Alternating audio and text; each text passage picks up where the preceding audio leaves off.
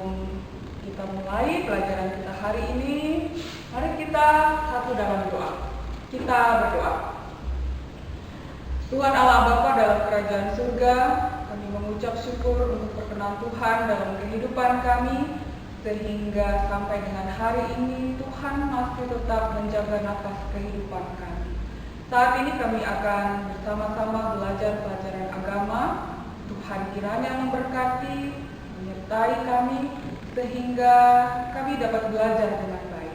Terima kasih Bapa di surga, doa ini kami alaskan dalam nama anak-Mu, Yesus Kristus. Amin. Anak-anak, hari ini Bu Guru akan absen. Alexandro Safan, Alfian Tim Sokom, Benedikta Yermogoin, Kristoforus Momdoan, Daniel Ab, Daniel Elopore, Don Bosco Bifak, Elvira Rumere, Ferdi Bifak, Francisca Yermogoin. Dan materi pembelajaran yang akan kita bahas hari ini judulnya dosa dan pertobatan. Berdoa, tadi kita sudah berdoa ya anak-anak. Jadi tujuan pembelajaran yang akan kita capai bersama setelah mengikuti serangkaian kegiatan pembelajaran, siswa dapat yang pertama menjelaskan arti dosa. Yang kedua, siswa dapat menjelaskan mengapa manusia jatuh ke dalam dosa. Yang ketiga, dapat menjelaskan akibat manusia jatuh ke dalam dosa. Yang keempat, menjelaskan pengaruh dosa manusia pertama bagi manusia sekarang. Dan yang kelima, menjelaskan arti kata bertobat.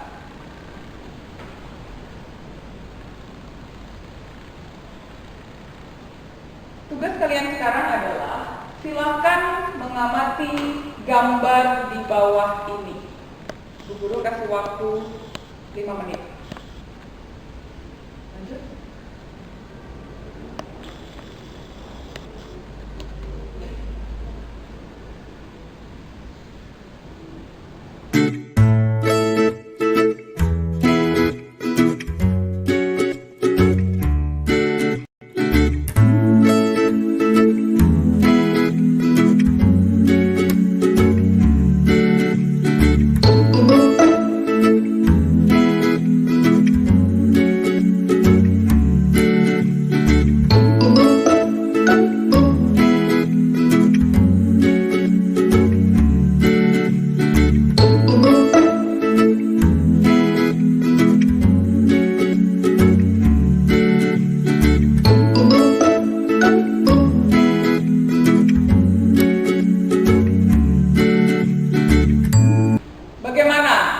Gambar apa yang kalian lihat di sini? Iya, benar sekali bahwa ini adalah gambar ketika manusia pertama yaitu Adam dan Hawa melanggar perintah Allah dengan apa? Makan buah dari pohon pengetahuan tentang yang baik dan yang jahat. Kemudian gambar ini juga menggambarkan ketika Adam dan Hawa malu bertemu dengan Allah karena mereka sudah telanjang, mereka sudah berdosa sehingga mereka menyadari bahwa mereka dalam keadaan telanjang. Lalu kemudian di bagian bawahnya ada gambar di mana Adam dan Hawa diusir oleh Allah keluar dari Taman Eden dan pintu dari Taman Eden tersebut dijaga oleh malaikat. Nah, sekarang apa yang ingin kalian tanyakan? Ada sesuatu mungkin berkaitan dengan gambar yang tadi kalian lihat yang mengganjal di pikiran kalian. Silahkan ditanyakan.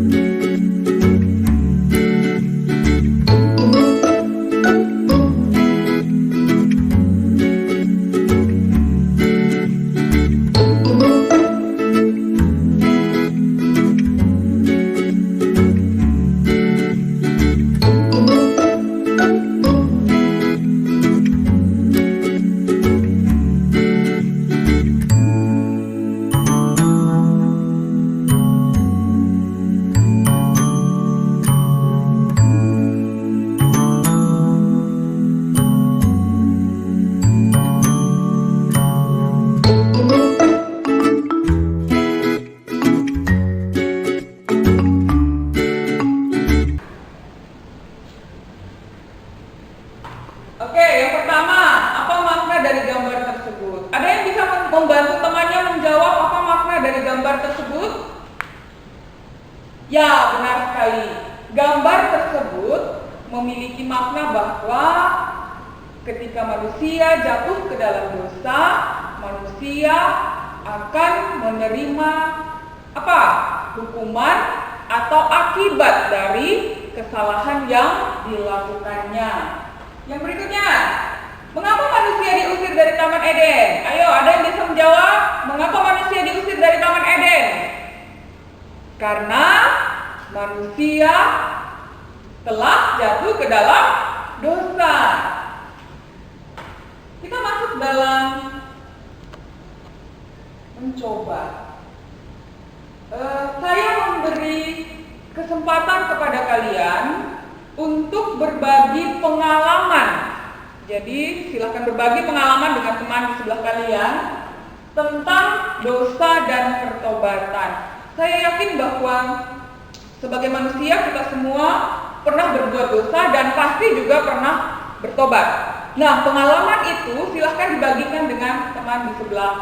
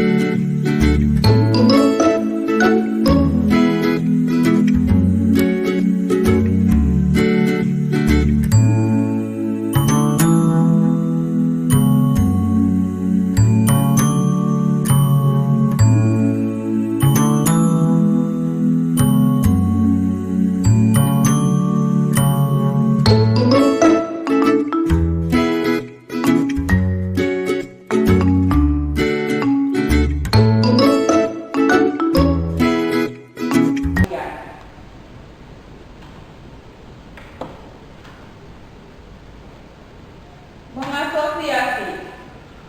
Setelah berbagi pengalaman tadi, tugas kalian sekarang adalah menganalisis makna pertobatan dan apa artinya bagi hidup orang beriman.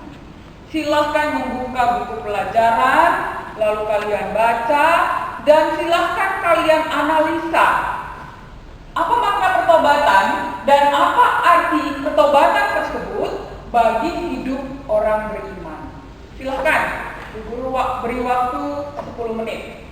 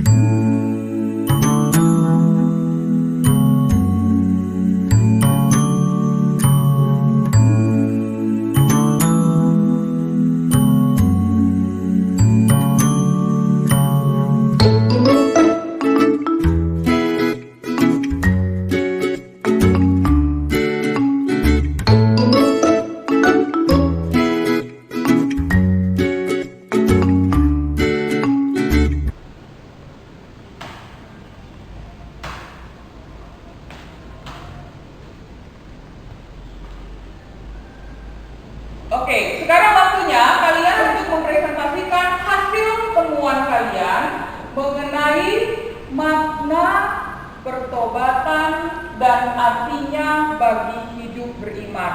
Jadi yang sudah kalian analisis tadi, silahkan kalian presentasikan hasil tersebut di depan kelas.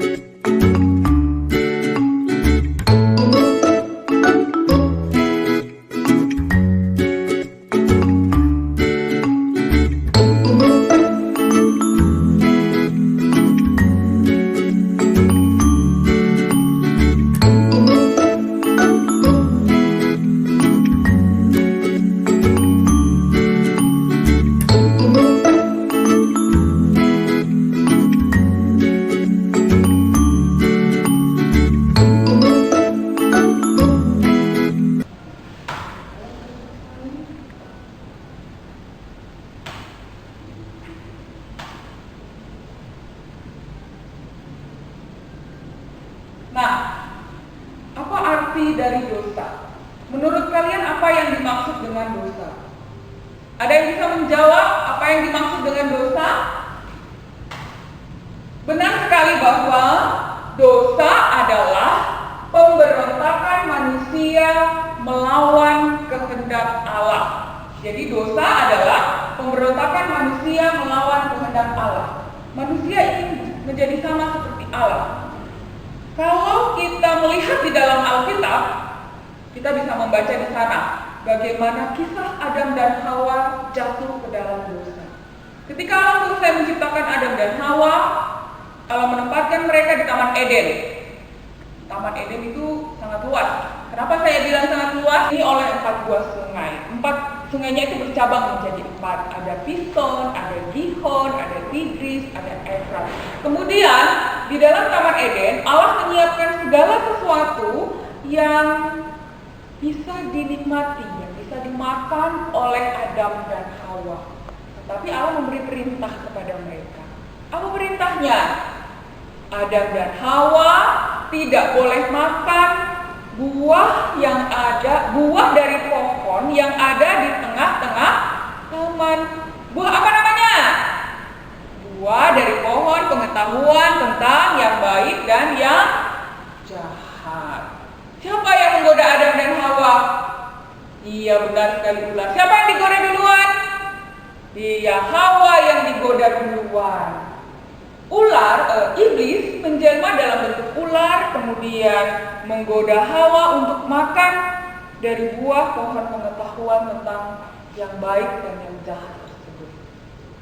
Bukan satu kali langsung Hawa makan buah dari pohon tersebut, tetapi ular mencobai Hawa sebanyak 3 kali. Lalu kemudian Hawa mengambil satu dan memakan buah tersebut, lalu mengambil satu lagi dan membawa kepada suaminya. Apa yang terjadi ketika mereka makan dari buah tersebut? Mata mereka terbuka, mereka sadar bahwa mereka dalam keadaan telanjang.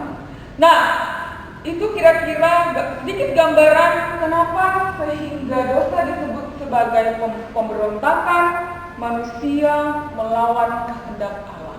Karena manusia yang tinggal di Taman Eden, yaitu Adam dan Hawa ketika itu, mereka tidak mematuhi perintah Allah untuk jangan makan dari buah yang ada di tengah-tengah Taman Eden. Oke. Nah, sekarang kita lihat mengapa manusia jatuh ke dalam dosa. Kenapa sih manusia itu jatuh ke dalam dosa? Tadi di bagian pertama kita sudah membahas bahwa manusia itu jatuh ke dalam dosa karena melanggar perintah Allah. Perintah apa yang dilanggar?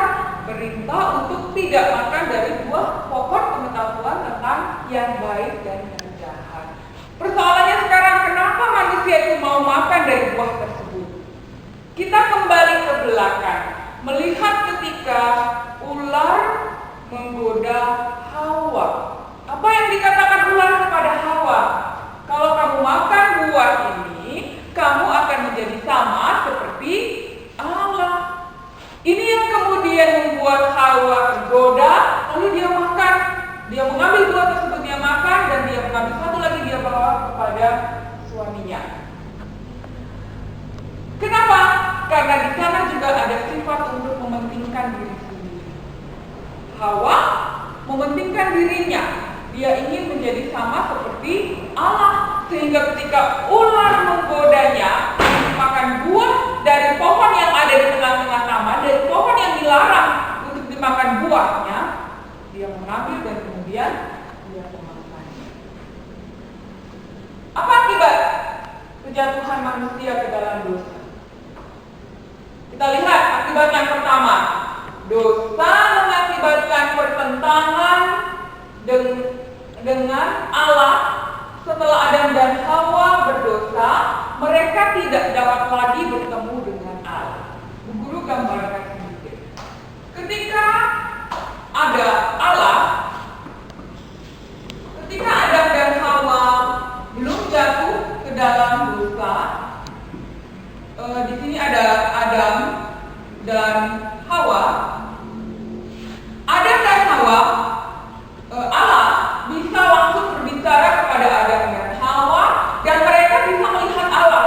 Demikian juga sebaliknya, Adam dan Hawa bisa melihat Allah dan bisa berbicara dengan Allah. Setelah manusia jatuh ke dalam dosa, di sini ada Adam dan Hawa, ada batas di antara Allah bersama dengan manusia. Manusia tidak bisa lagi melihat Allah. Allah bisa melihat manusia, tapi manusia tidak lagi bisa melihat Allah. Manusia tidak lagi bisa berbicara dengan Allah. Kenapa? Karena ada penghalangnya. Apa penghalangnya? Penghalangnya adalah dosa. Ini yang kemudian menjadi penyebab rusaknya hubungan antara Allah dan manusia. Manusia sama ketika itu Adam dan Hawa. Yang kedua, dosa mengakibatkan konflik dalam diri seseorang. Seperti racun yang mematikan, dosa meracuni seluruh sistem dalam tubuh kita. Jadi, tubuh kita ini awalnya diciptakan oleh Allah untuk memuliakan Allah. Adam dan Hawa ketika tinggal di Taman Eden, mereka tidak berpakaian, mereka dalam keadaan telanjang, tapi mereka tidak malu. Kenapa? Karena mereka tidak melihat, mereka belum berdosa, sehingga mereka tidak memiliki rasa malu. Tapi begitu mereka makan buah dari pohon pengetahuan tentang yang baik dan yang jahat, mereka jatuh ke dalam dosa. Seketika itu juga mata mereka terbuka dan mereka sadar bahwa mereka dalam keadaan telanjang. Yang ketiga, dosa mengakibatkan konflik. Ketika dosa berkuasa dalam hidup kita, hubungan kita dengan sesama, dengan alam dan ciptaan Allah menjadi rusak. Ketika manusia jatuh ke dalam dosa, bukan hanya hubungan antara manusia dan Allah yang rusak, tetapi juga hubungan antara manusia dengan ciptaan dan yang lainnya, dan hubungan antara manusia dengan Allah. Yang berikutnya, dosa menyebabkan manusia menghadapi kematian secara rohani. Kematian secara rohani yang dimaksud seperti tadi, manusia tidak lagi bisa berbicara dengan Allah, manusia tidak bisa lagi bertemu dengan Allah, tidak bisa lagi berbicara secara langsung dengan Allah. Itu adalah kematian rohani. Kalau kematian jasmani, tubuh kita yang mati, tubuh kita yang meninggal, tubuh kita tidak bisa lagi bergerak. Tapi kalau kematian secara rohani, itu berarti bahwa hubungan antara Allah dan manusia menjadi rusak. Berikutnya, apa sih pengaruh dosa manusia pertama bagi manusia sekarang? Adakah pengaruhnya ketika Adam dan Hawa jatuh ke dalam dosa dengan kita yang hidup sekarang? Coba kita buka dari Roma pasal 5 ayat 12. Roma pasal 5 ayat 12. Guru baca ya. Sebab itu, sama seperti dosa telah masuk ke dalam dunia oleh satu orang, dan oleh dosa itu juga maut. Demikianlah maut itu telah menjalar kepada semua orang, karena semua orang telah berbuat dosa. Jadi yang pertama, manusia jelas akan selalu berbuat dosa. Yang kedua, karena manusia itu berbuat dosa, maka manusia menerima hukuman kematian dari Allah. Kita lihat sampai sekarang, mulai dari Adam dan Hawa sampai dengan manusia sekarang, adakah manusia yang hidup abadi? Tidak ada. Semua manusia pasti akan mati, dan kematian itu merupakan hukuman dari dosa yang dilakukan oleh manusia. Kemudian, kalau manusia tadi jatuh ke dalam dosa, dia berdosa, kemudian dia mati, hanya satu kekuatan yang dapat menyelamatkan manusia. Apa itu? Iman. Iman kita kepada Kristus yang akan menebus dosa-dosa kita, sehingga nantinya kita bisa bertemu dengan Allah.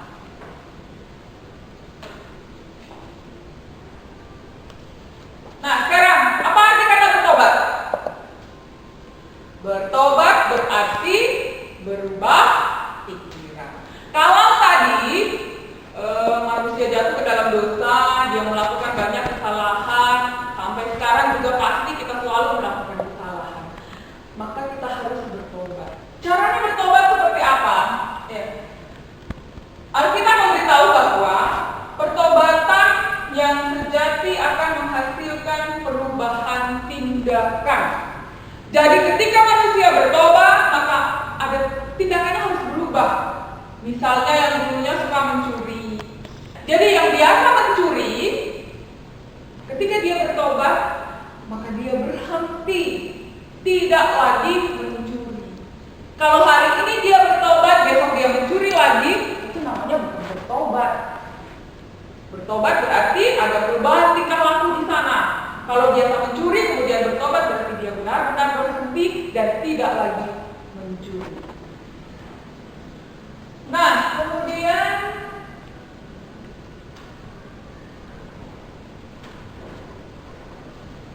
apa kesimpulan dari pelajaran kita hari ini? Kita simpulkan bersama. Dosa adalah perbuatan manusia yang memberontak kepada Allah. Jadi dosa merupakan hasil dari pemberontakan manusia terhadap Allah. Akibatnya apa? Hubungan antara Allah dan manusia itu menjadi rusak. Seperti yang Guru sudah jelaskan tadi. Yang awalnya manusia dan Allah bisa bertemu secara langsung, tapi setelah manusia jatuh ke dalam dosa, itu tidak bisa lagi terjadi. Yang berikutnya, dosa menyebabkan manusia mengalami kematian secara rohani. Kematian secara rohaninya itu seperti tadi, tidak lagi bisa bertemu dengan Allah, tidak bisa lagi berbicara secara langsung dengan Allah. Nah, untuk itu manusia membutuhkan keselamatan dan pemulihan hubungan dengan Allah. Supaya diselamatkan, manusia perlu mengakui dosa-dosanya dan bertobat. Pertobatan yang sungguh-sungguh akan menghasilkan pengampunan, pemulihan, dan keselamatan. Tadi Bu Guru sudah katakan bahwa kalau ada dosa, maka harus ada pertobatan. Pertobatan ini yang kemudian akan membawa kita pada keselamatan. Kenapa membawa kita keselamatan? Membawa kita kepada keselamatan karena ketika kita bertobat, kita merubah kelakuan kita yang menyakiti hati Allah berubah menjadi menyenangkan hati Allah. Oke, apa refleksi yang dapat kita pelajari dari pelajaran kita hari ini? Ya, dosa membawa banyak sekali hal-hal yang tidak baik dalam kehidupan kita, sehingga kita harus belajar untuk bertobat, yaitu berhenti berbuat dosa. Kemudian tugas sekarang kalian kerjakan ada 5 soal. Bu guru akan bagi dalam bentuk LKS, dalam bentuk LKPD untuk kalian kerjakan. 5 soal ini yang pertama, ceritakan pengalamanmu ketika kamu melakukan kesalahan. Semua pasti pernah berbuat kesalahan ya? Iya. Nah, itu diceritakan. Kemudian yang kedua, menurut pendapat Anda, menurut pendapat kalian, menurut pendapatmu, mengapa dosa dapat merusak hubungan antara sesama manusia dan alam? Kenapa sih dosa itu bukan hanya merusak hubungan antara kita dengan Allah, tapi juga dapat merusak hubungan kita dengan sesama manusia dan alam? Yang ketiga, jelaskan apa yang dimaksud dengan pertobatan. Yang keempat, sebutkan contoh pertobatan menurut Anda. Yang kelima, tulislah doa pertobatan. Ya, tulislah doa pertobatan, memohon Roh Tuhan membantu menyadari dosa sehingga kita bertobat dan memiliki hidup yang baru, yaitu hidup yang baik dan benar. Ada 5 ya, jadi silakan kerjakan.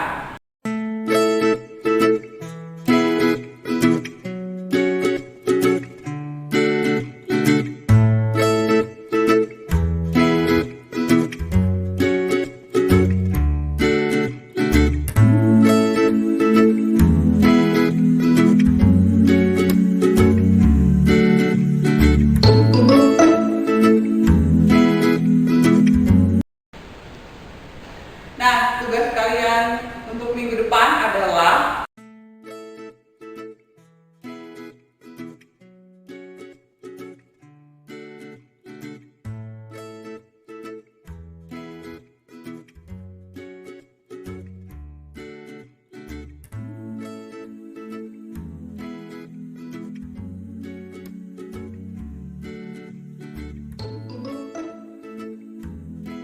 saya kira ini cukup jelas. Jadi pelajaran kita hari ini selesai dan mari kita menyanyi satu lagu bersyukur kepada Tuhan. 1, 2, 3. Bersyukur kepada Tuhan, bersyukur kepada Tuhan, sebab Ia baik. Bersyukur kepada Tuhan. Mari kita berdoa. Terima kasih Bapa di surga, kami sudah boleh menyelesaikan pelajaran hari ini dengan baik. Tuhan kiranya menanamkan itu di dalam hati dan pikiran kami agar dapat kami gunakan dalam hari-hari kehidupan kami. Terima kasih Bapa di surga. Ini doa kami dalam nama Yesus, kami berdoa kepada Allah Bapa di dalam kerajaan. Amin. Oke anak-anak, pelajaran kita hari ini selesai dan terima kasih. Sampai bertemu minggu depan. Tuhan Yesus memberkati.